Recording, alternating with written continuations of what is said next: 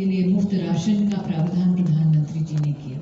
ये धन्यवाद प्रस्ताव जिस दिशा समिति से उत्पन्न हुआ है, एम्स के निर्माण 268, ये धन्यवाद प्रस्ताव की विशेषता यह है कि इस प्रस्ताव में सभी सहभागी थे।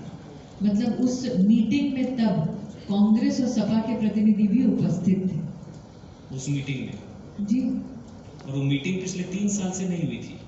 अब उसका तो मैं उसके ऊपर विश्लेषण नहीं करना चाहती, लेकिन धन्यवाद प्रस्ताव में ये सब सहभागी थे।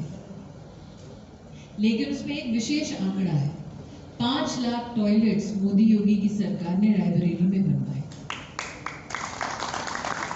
जो इस सभागार में विशिष्ट अतिथि ताली बजा रहे हैं, उनसे एक गणित करवाना चाहूंगी। अगर प्रत्येक परिवार में आप 3 सदस्य भी जोड़ें तो इसका मतलब जहां पर गांधी परिवार का दबदबा 50 सालों से है, वहां पर 15 लाख नागरिकों के पास शौचालय तक नहीं। इस बार उत्तर प्रदेश में बहन बेटे का हिसाब मैं क्या करूंगी, जनता करे। तभी तो मैं कह रहा हूँ कांग्रेस मुक्त नारा, बीजेपी का आपका परिवार मुक्त सियासत मेरा। इस बार स्मृति ईरानी वर्सेस प्रियंका वाड्रा बहुत सक्रिय है उत्तर प्रदेश विधानसभा चुनावों में, हाथरस से लेकर। मुझे लगता है कि आपने अपने इस प्रस्ताव अथवा इस प्रश्न में ही एक बहुत बड़ा सच उजागर कर दिया। चुनाव आया है इसलिए एक्टिव है। आपको लगता है? मुझे लगता नहीं, आपने भी बोला, आपने रिपोर्ट भी की। उसका जवाब आप मुझसे क्यों पूछ रहे हैं? आप ही ने तो गायब कराया है। मैंने गायब नहीं कराया, जनता ने कराया, जनता का अधिकार था। देखिए, आप रिश्तों की दुहाई देते थे एक राजनीतिक दल के नाते, लेकिन वो रिश्ता कैसा रिश्ता जो 15 लाख लोगों को एक शौचालय तक न दे पाए। 5 लाख परिवार में शौचालय ना होना मतलब 5 लाख औरतों के पास शौचालय ना होना। वो रिश्ता कैसा रिश्ता जो एक मेडिकल कॉलेज ना दिलवा पाए। और अमन जी, मैं मेडिकल कॉलेज की बात विशेषता इसलिए कर रही हूँ क्योंकि उस परिवार के ट्रस्ट ने अमेठी में 30 साल पहले भूमि अर्जित कर ली, प्रशासन से भूमि ले ली, ये कहकर कि हम मेडिकल कॉलेज बनाएंगे। 30 साल से उस भूमि पर कब्जा किया बैठे हैं, लेकिन मेडिकल कॉलेज नहीं बनाया।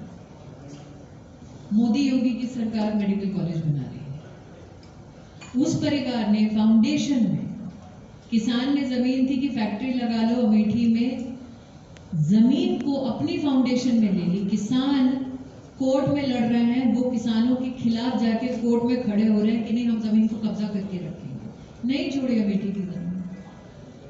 तो आप उत्तर प्रदेश और देश की तो भाग में बात कीजिएगा, अमेठी का जो कड़वा सच है उसका जवाब उस परिवार को निश्चित देना पड़ेगा। इस बार फिर से कि आप अगर कलेक्टर का ऑफिस तक ना बनवा पाए, डिस्ट्रिक्ट अस्पताल में सीटी स्कैन की मशीन तक ना लगवा पाए, तो आपकी सत्ता जनता के किस काम की?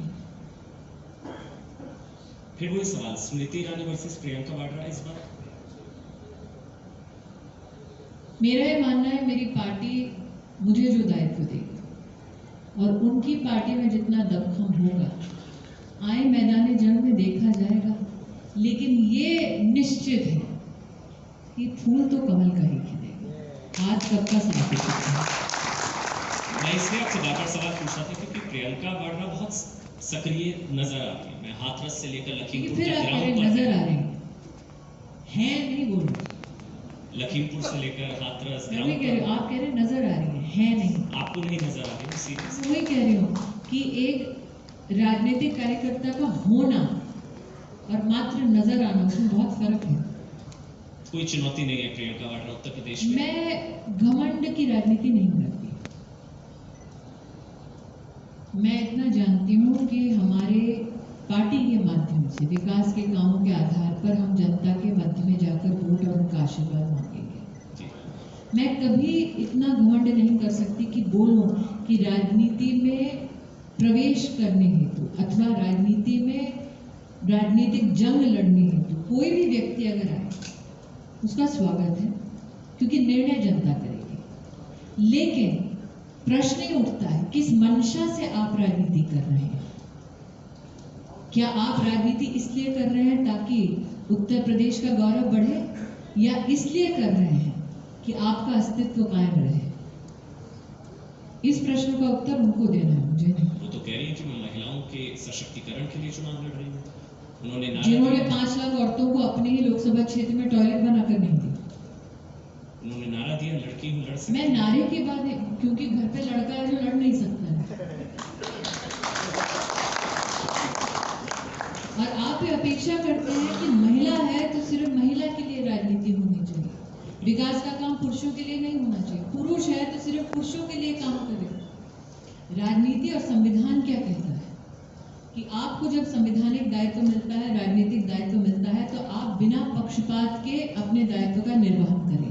पहले वो जाति और धर्म के नाम पर पक्षपात करते थे, अब लिंग के नाम पर पक्षपात करते हैं, लेकिन पक्षपात करना वही उनका राजनीतिक स्वभाव है। नहीं, लेकिन 40% टिकट महिलाओं को नहीं, आप उल्टा देखिए, 60% टिकट वो महिलाओं को नहीं देना चाहती, ये उन्होंने ऐलान किया है। राहुल गांधी कह रहे कि मैं प्रधानमंत्री बनूंगा तो 33% महिला आरक्षण लागू करूंगा। 40% जब टिकट महिलाओं को, जब रिमोट उनके हाथ में था तब क्यों नहीं दिया? अब याद कीजिए, आज भी मंदिर राज्यसभा में भारतीय जनता पार्टी विपक्ष में थी, यूपीए बिल पास नहीं कर पा रही थी, अरुण जेटली जी भाजपा का नेतृत्व वहां खड़े होके हमने समर्थन करके पास कराया। जब उनके पास सत्ता थी, जब उनके पास रिमोट था, तब नहीं किया। लेकिन मैं फिर नारों से, स्टेटमेंट से दूर हटा के आपका ध्यान इंगित करना चाहूंगी सिर्फ एक कॉन्स्टिट्यूंसी पे। आप देश छोड़ दीजिए, आप सिर्फ एक जगह देखिए जहां वो सतत 15 साल खुद सांसद रहे। आप इतिहास के पन्ने पलटिए, आपकी चैनल के पास निश्चित रूप से ये फोटोग्राफ्स और वीडियोग्राफिक एविडेंस होगा। गांव ने लड़कियों के लिए स्कूल बने, उसके लिए जमीन दी, वो जमीन अपने फाउंडेशन के नाम पर दी, और लड़कियां जब धरने पे उतरी तो लड़कियों को उठा के जेल भरवा दी। और ये महिला सशक्तिकरण की बात करेंगे। टॉयलेट नहीं बना पाए, देश बना नहीं। यूपी विधानसभा चुनाव को आप महिला सुरक्षा के लिहाज से कैसे एनालिसिस करते हैं? महिला सुरक्षा के लिहाज से आप इस दृष्टिकोण से अगर मुखातिब हैं कि एनसीआरबी में केसेस कैसे रिड्यूस हुए, मैं उन आंकड़ों पे नहीं जाती, मैं एक छोटी सी आपको बात बताना चाहती हूँ। उत्तर प्रदेश ने वो मंजर, वो खौफ देखा है जब न सिर्फ रात के अंधेरों में बल्कि दिन दहाड़े महिलाओं के साथ उत्पीड़न के काम उस राजनीतिक दल के लोग करते थे जिनके सर्वोच्च नेता ये कहते थे लड़के हैं, गलती हो जाती है। जब एंटी रोमियो स्क्वाड स्थापित हुआ था तब लोगों ने मजाक उड़ाया था, कथाकथित वरिष्ठ लोगों ने, जिनका एक इंटेलेक्चुअल माइंड स्पेस है इस देश में। आज सत्य ये है कि 10,000 से ज्यादा ऐसे मंचलों की गिरफ्तारी उत्तर प्रदेश में हुई है, 200 से ज्यादा फास्ट ट्रैक कोर्ट्स हुए हैं स्थापित, और उससे भी ज्यादा बड़ी बात कि लगभग 50,000 महिलाएं बैंक सखी के रूप में उत्तर प्रदेश में कार्यरत है। मतलब कि बैंक को घर तक ले जाने का काम वो करती है। ये तभी संभव है जब उत्तर प्रदेश में एक महिला को इस बात का एहसास हो कि हाँ वो सुरक्षित है, और भगवान न करे अगर कोई चुनौती आई तो प्रशासन और प्रदेश की सरकार उसे संरक्षित रखने के लिए भरसक प्रयास करेगी। इतना कुछ है तो फिर आरोप लगते हैं कि आप लोग मतलब भारतीय जनता पार्टी चुनाव को कम्युनल बना देते हैं। हमें लोग, मैं भी भाजपा से ही बोल सकते हैं, कम्युनल बना देते हैं, मतलब जिन्नावादी, अब्बा जान, चचा जान, फिर इन सब चीजों की क्या हमने नहीं जरूरत है? बोला, बोले वो, जवाब हमने तो दोषी हम। जिन्नावादी वर्सेस राष्ट्रवादी अगर वो शुरू करें तो हम जवाब न दें। आप ये कह रहे हैं? नहीं, अब्बा जान, चचा जान, अभी केशव प्रसाद मौर्य का बयान आया, आपको पता होगा स्मृति जी, कि काशी जारी है, मथुरा की पारी है। फिर शफीकुर रहमान ने बोला कि हम 40 करोड़ है, कम मत समझिए। तो ये डिवाइड होता है, ये कम्युनल कर दिया जाता है माहौल। देखिए, आप एक लोकतंत्र का हिस्सा है जहां पर संविधान और कानून की मर्यादा में हर हिंदुस्तानी को अधिकार है कि वो अपने मत को आगे बढ़ाए या अपने एक्सप्रेशन को, अपनी भावना को अपने शब्दों के माध्यम से प्रस्तुत करे। लेकिन जब राजनीतिक दल की बात आती है तो प्रधानमंत्री जी ने लाल किले की प्राचीर से 15 अगस्त को साफ कहा और अपने उद्बोधन में बार बार इसको दोहराते हैं। सबका साथ, सबका विकास, सबका विश्वास और 75वां वर्ष है आज़ादी का, इसमें सबके प्रयास की जरूरत है।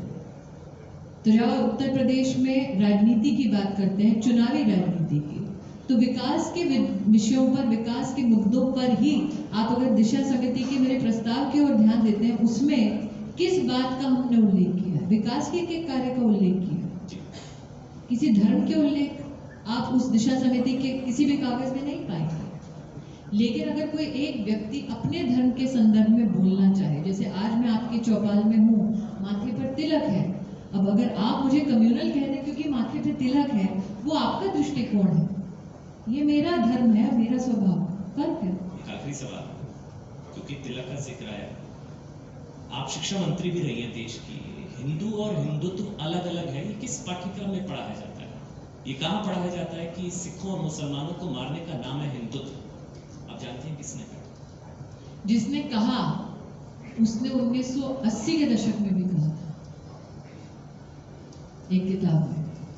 आप जानते हैं जिस व्यक्ति का आप उल्लेख कर रहे हैं, उन्होंने 1986 में एक किताब एक लिखी, 111वें पृष्ठ पे लिखा है कि 84 का जो दंगा है वो माफ करिएगा, लेकिन हिंदू और सिखों को उनके पापों की सजा है, पार्टीशन की। आपने पढ़ा है? और ये कांग्रेस के वरिष्ठ नेता लिख चुके हैं। कांग्रेस का वरिष्ठ नेतृत्व उनकी इस भावना को जानता है, और जब सरकार बनाता है कांग्रेस का ये खेमा, तो उनको मंत्री बनाता है। लेकिन फिर वो वैष्णव देवी जाते हैं। तो फिर कम्युनल कौन है सही मायने में, आप बताइए?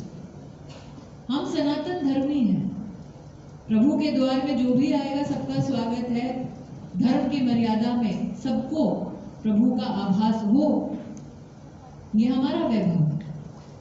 लेकिन जब आप राजनीति की बात करते हैं तो आप आज की किताब की बात क्यों कर रहे हैं? 86 की वो किताब उठा के पढ़ लीजिए। प्रश्न ये उठता है कि जिनको पता था कि उनकी ये भावना है, वो आज स्पष्ट करें कि क्या हिंदुओं ने, सिखों ने पार्टीशन की सजा भोगी 84 के दंगे?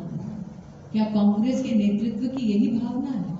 ये जवाब उनको देना, मुझे नहीं। आखिरी सवाल, किताब का जिक्र होगा, आपकी भी किताब है लाल सलाम, थोड़ा सा थॉट बता दीजिए बस जाते। मेरी तो फिक्शन है जी, फैक्ट और फिक्शन। मेरी फिक्शन है जी, शायद भगवाधारियों से लाल सलाम की अपेक्षा नहीं होगी, इसलिए नाम लाल सलाम।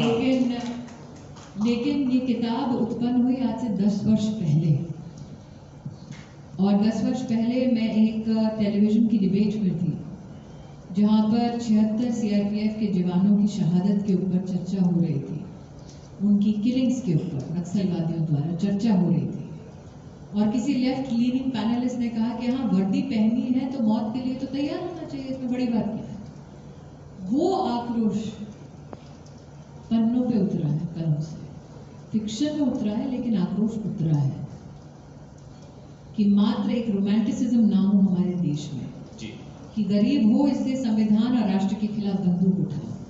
गरीबी मैंने भी देखी है। मेरे किताब लिखने का फिक्शनल स्वरूप में ध्येय ये है कि जब तक इस मिट्टी पर जीवित हो, इस देश का नमक खाते हो, तब तक कम से कम इसके संविधान की, इस राष्ट्र की गरिमा का सम्मान करो जी। देश के टुकड़े होने की कल्पना मत करो, क्योंकि वो कल्पना कभी साकार नहीं होगी। हमारे देश में इन त्योहारों में 76 जवान शहीद होते हैं तो जश्न कुछ कॉलेजेस में बनाया जाता है। बहुत बहुत धन्यवाद स्मृति ईरानी जी, बहुत बहुत धन्यवाद। केंद्रीय महिला बाल विकास मंत्री